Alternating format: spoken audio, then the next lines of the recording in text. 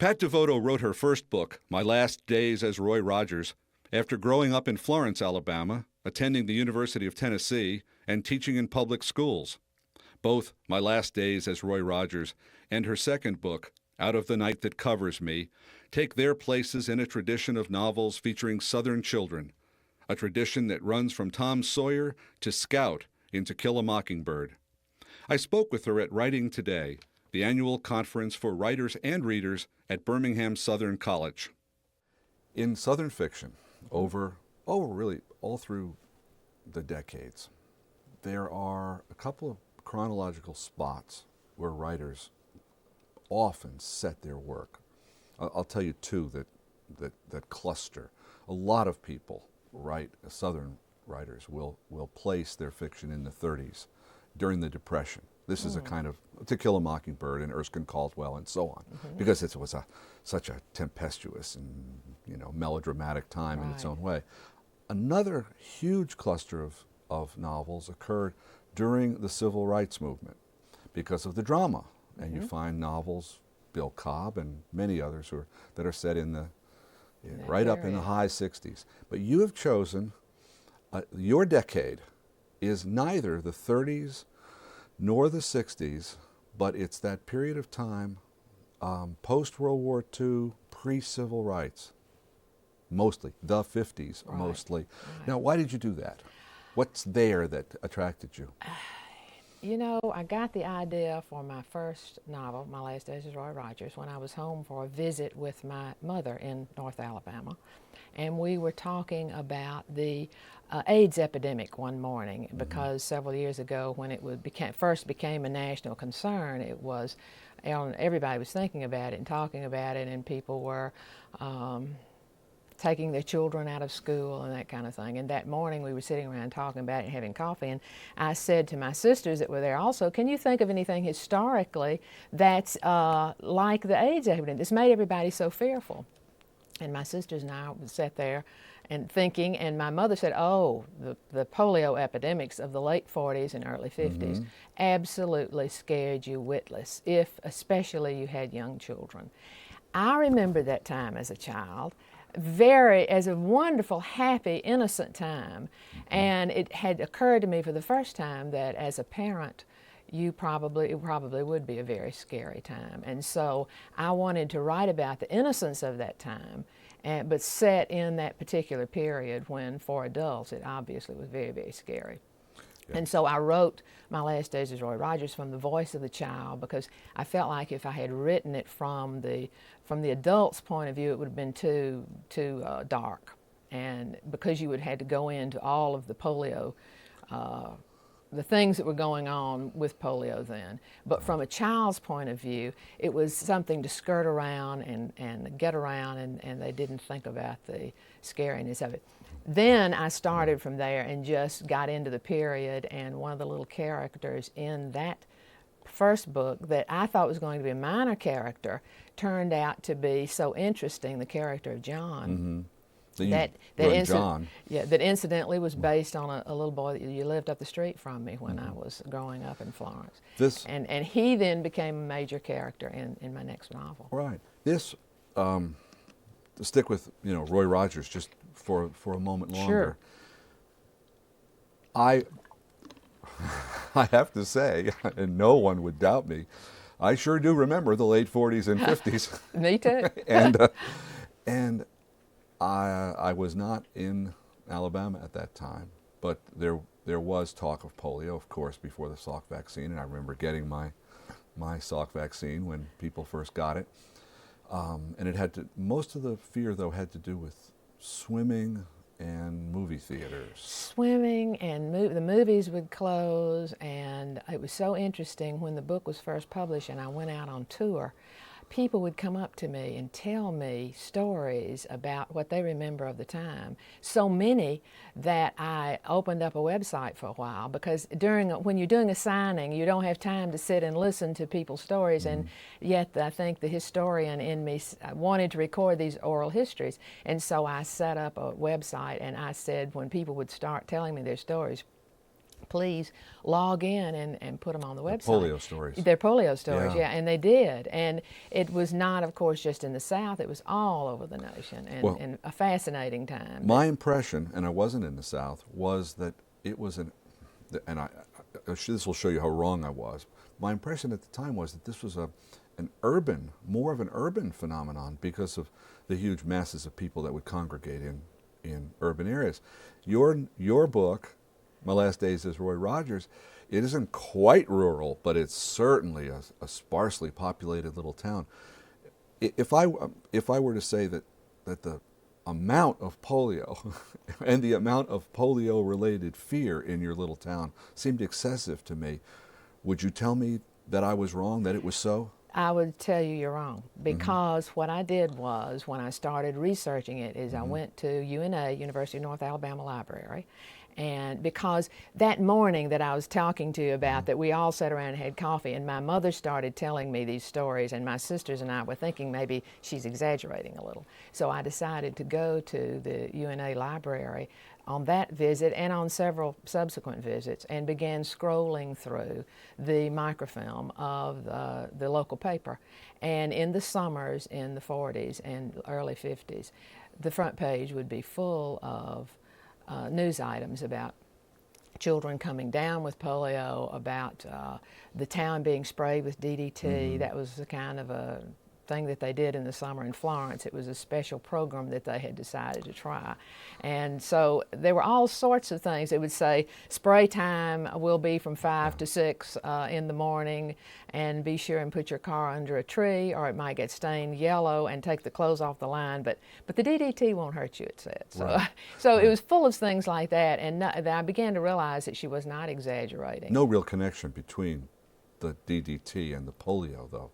According or did people to think so? According to the study, yes. The National Foundation felt there might be a connection between flies and mosquitoes and polio, and they just didn't know. And As if it were malaria or yellow fever. So they thought maybe this would help. Yeah. The poet Rodney Jones is from your part of the world. Is that right? And he tells a story about being a little boy, and he and his mother rubbing DDT all over his body. Wow. Before he went into his bed at night. Oh, good heavens, really? Yes. That it was understood to be harmless at the time, and that was a big mistake. Good Imagine that. Not merely sprayed, but actually rubbed on like talcum powder. Some people that have come up to me and told me stories, one girl in particular, her father was a doctor during this time, and she said he came in one night and had lost a patient, and he would not come in the house until he'd taken off all of his clothes, and his wife had burned them completely. And here was, a medical man, very educated, and he was that afraid of it. So there were all sorts of stories like that.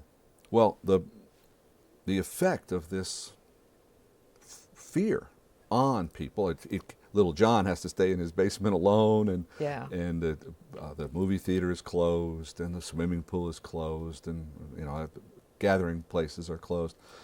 So there is a steady thread through that first novel of polio and its effects on the emotion of the community. But it's also a novel about an odd friendship between the races.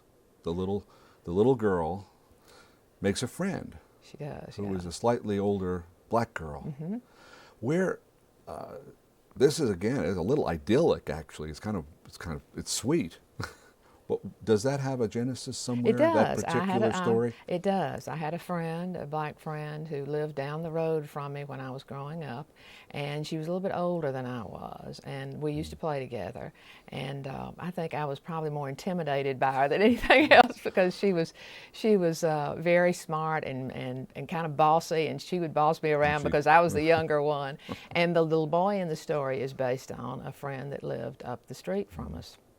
whose mother had adopted him late in life and thought that he was just the most wonderful thing in the world and did not want to let him get in harm's way at all. And so in the summer, she would clear out the basement. And of course, basements back then had coal in them and old furnaces, but she cleared it out, put his toys down there, and he would stay down there in the summer. And I was just going to mention him as a character when I wrote this, and then as you know, once you start writing things, the characters just kind of grow sometimes. And Well, that's did. an appealing little fellow. I can see why he sort of grew to He take did, over yeah, some. yeah. I loved. I think if I were to find a favorite chapter in that book, it would be the catfishing, when they get out in the Tennessee River. In the Tennessee, absolutely. And they need to earn a little spare change, so they're going to catch catfish and sell it to a Right. woman who's going to fry it up. But they're not going to catch normal-sized catfish. Where does it come from? They go out and they catch with jug fishing. They go catch jug fishing. Monster. Yes, and there's a story behind that too, because I remember as a child going to the river and seeing the huge catfish. They probably aren't even in the river anymore, but the huge catfish that the commercial fishermen would catch. How big were they? Oh, 90 pounds, 100 pounds, huge things. I have some pictures in an old book that I managed to rescue of these tremendous catfish. And I went jug fishing when I was older, not when I was the age of the child in the book, but my father took me jug fishing one time with one of the old men on the river who had been doing it a long time. He tried to make sure, I think, that I had all sorts of experiences that would be interesting. And we went out in the boat in the Tennessee, and you put the jugs out and weight them, and then you follow them down the river, and the fish, if the fish bite them, then you have to let the fish kind of play out before you pull up the jug. But that's the genesis of that story. And we're not talking about a worm or a cricket here. No, I mean, you had to put a chicken or something on the end of that thing to make them bite. Yeah. Are these fish dangerous? No. And in real life, I think probably they're so huge. Catfish aren't, mud cats like that are not fighters, but they're just really strong. So, yeah. Well, I kind of exaggerated a little bit of that story. Good, it's your book. That book is a little sweet. I found it a little idealistic. There is polio, and that's nothing sweet about that. Yes. But most of the human relationships are pretty pleasant and gentle. And then I went ahead and read your second novel, Out of the Night That Covers Me, and I thought this is a turn here. This is a different kettle of catfish. It was a much more serious business. John comes out of the basement. He becomes an orphan, and he moves. The first novel is set basically around Florence. Basically in Florence, yeah. Then the second novel is set around Gee's Bend. And in the Black Belt, right? In the Black Belt. Yeah. When I went out on the road to tour the first book, people kept asking me, what happened to John? What happened to Maudie May? What happened to Tab? Those are the three characters that they were kind of interested in knowing about. And so I came back with the idea of writing about one of those characters, and John was the one. And of course, if you write about a character that's been in the first book, then you have certain parameters that you have to work with: their age, their name, and where you left them. And I left him in the first novel headed south, so I had to pick it up from there. And well, after he becomes orphaned, he gets taken in by his aunt and uncle, who are just awful people. I mean, I really didn't like them at all. Was I supposed to like them at all? You weren't supposed to like them? No. No. They were sometimes bad. authors will tell me, that they're, you misunderstood that character. There's a lot more, that character's beleaguered or a victim of her circumstances or whatever. I just didn't like them. They were nasty, little John. They were nasty, but did you have any empathy for the uncle? I mean, for his uncle, for Uncle Luther at all. I felt like, Not me, no. Well, he was an alcoholic, and I think his wife had kind of trapped him into marriage when he was in high school, and expected more of him than he possibly could ever produce, and so he was kind of trapped in his situation. But he was not a nice character. You're right. maybe I'm just demonstrating a failure of the spirit here, but I didn't like either one of them. I thought they were awful mean to little John. Yeah. But as his situation evolves, and he has some friends and supporters in town. The judge and his wife are very kind to him, but then he moves over into. You call it the Bend. And what is the fictional name for the place? Caves Bend. Caves Bend. Caves Bend, But right. no one will fail to know that it's bound to be that it's Gee's Bend. Yeah. I thought that was a really nice stroke on your part, because Thank you. Gee's Bend is a place to conjure with. That's an interesting spot. Fascinating And area. how did you? As an Alabamian, you would have, of course, known of it. But what was your connection to it? As a North Alabamian, I really hadn't known about it as a child. But my sister married a fella who was from Uniontown, Alabama, and they lived down there. My sister and brother-in-law lived down there for a while. And then they left, but my brother-in-law's mother and her sister were in their late 80s and still living down there when I started writing this book. And my sister would go down and check on them because both their husbands had passed away. They lived in Uniontown. And she said, come and go visit Aunt Robina and Aunt Tommy with me. And so I said, okay, I would. And that's when I began to do the research down there and became fascinated with the place, because we would go down for a weekend visit. And the minute we'd hit the front door, Aunt Robina and Aunt Tommy would start talking, and they would talk the whole weekend. And they were wonderful historians of the area. And what we would do is get up in the morning. A typical visit would be, we would get up in the morning and they would make us eat this huge breakfast. And then we'd get in the car and we'd start out. And Joanne, my sister, and I would sit in the front seat, and the aunts were in the back seat. I called them aunts because they insisted that I call them aunts. And we would ride around at every place we would pass, every house, every old cotton gin, every place they could tell you a story about. And at first I tried to take notes, but it was so fascinating, and I was so tickled about half the time that I just had to sit and listen. And that's how I got reams of material. We would pass the old house that F. Scott Fitzgerald and Zelda would come visit down in the Black Belt and have weekend parties, and they would tell about that. And then we would go someplace else, an old depot, an old church, and I began to kind of weave my story in and out of their stories. And then also Aunt Robina, who was my brother-in-law's mother, Aunt Robina and her husband had been down in Uniontown a long time, and he had been a banker and had lost his sight. And he is the pattern for the character in the book, Judge Vance, because he had been a banker in Uniontown for a long time. So that's the impetus for that. It's the Alabama River. Right, the Alabama River. And it has a great horseshoe bend in it. It would, yes. And because the ferry was discontinued for nefarious reasons. Yes, we weren't sure. Yeah.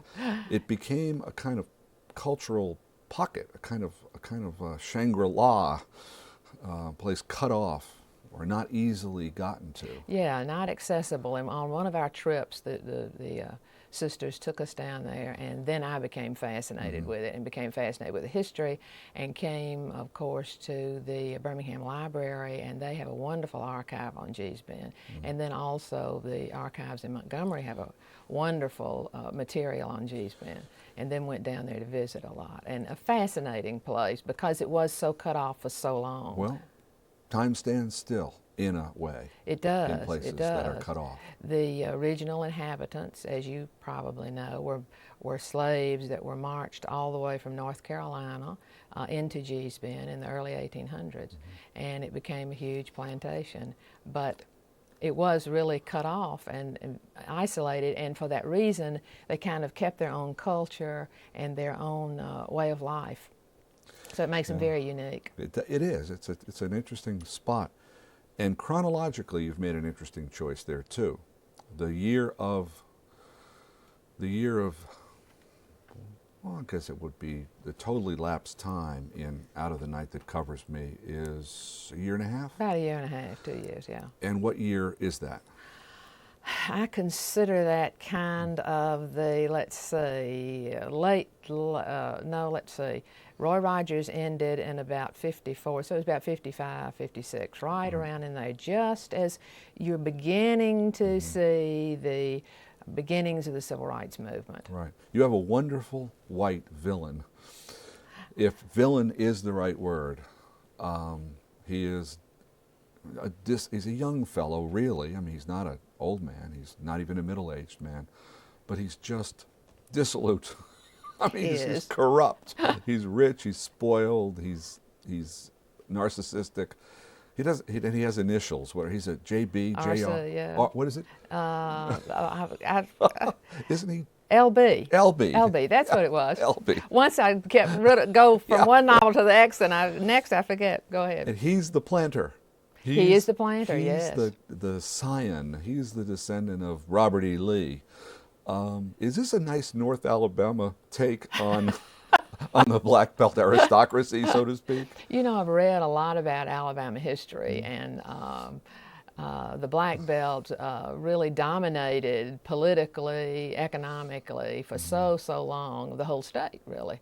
And this is a time in our history when it was beginning to lose some of that domination, lose a lot of it.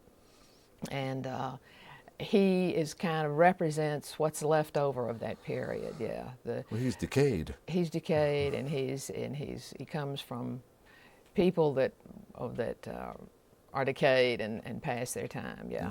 I think it's a nice historical moment that you've chosen, because it's clearly the end of an era, and with another era struggling to be born. Nothing too original about that, but you get my point. It's an interesting transitional chaos that they're in. The civil rights movement hasn't arrived yet, but the old planter ways are surely over with. And I've tried to show in the novel that was the setting of the civil rights, that all those injustices and inequities that existed down there were going to come to a boiling point very, very soon. And of course, in the very, well, gosh, maybe I shouldn't tell the end of the novel, should I? But I say in the end, as an author's note, that several years later, of course, Martin Luther King Jr. visited Gee's Bend on his civil rights.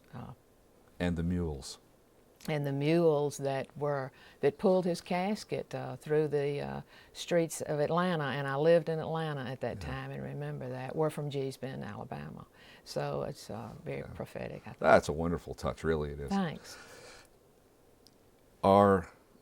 Is there a third novel? I hope there is. Will there be some of the same characters? My good publisher is being very patient, because I am behind schedule. I should have finished it by now. But some of the main characters in the first book I'm going to take another look at, but I'm going to bring them forward. I think if you write about the period and you use the same characters, then you've got to go forward in the civil rights movement. And this next one is going to take place in the early 60s. So be interesting to see how those characters evolve. I've been meaning to ask you this all along. In fact, it just keeps slipping out of my mind. A lot of first-time authors, unknown writers, That's right. don't have the success that you had with a publisher. You started right off with a major publishing house, Warner. How lucky I was. How did that come to be? Is there anything special about that? It kind of, because I didn't have a regular agent for the first one. My sister got a copy of the manuscript, and she passed it on to a friend of hers who was really a banker, but he had sold some ideas to television. I didn't even know you could sell ideas to television series, and he had sold some ideas to the Wonder Years, and my sister felt like that the Roy Rogers manuscript was kind of like that, and that it was the voice of the child. So she passed the manuscript on to him, and he had a friend. He read it after about 6 months and called Sally and said, I really like it, and I'd like to pass it on to a friend of mine who is a licensing agent for Warner Brothers out in Hollywood. And she, after about 6 months, you know, all these things take place in 6 months increments, because people just don't get scripts and read them right away. They have to work them into their schedule. Yeah. So after about 6 months, she called me one day and said, I really like this, and I want to get back into producing. She used to be a producer for Barry Manilow a long time ago, and she said, I am working in licensing now, but I'd be really interested in getting back into producing.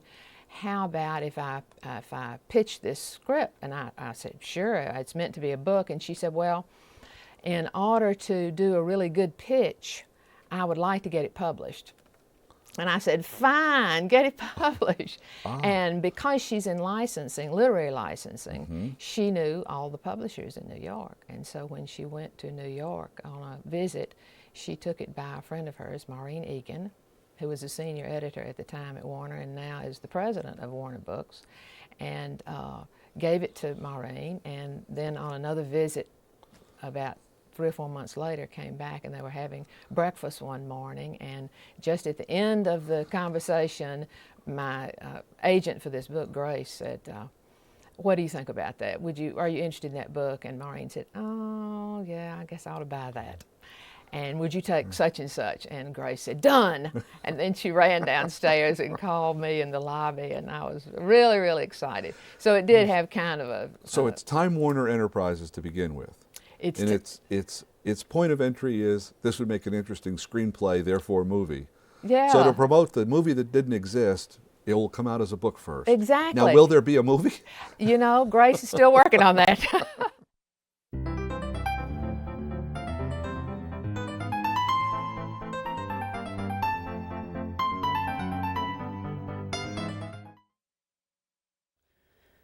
To order a copy of the show on videotape or DVD, or to purchase a book by one of the featured writers, call 205-870-4242 or email booksmith@mindspring.com.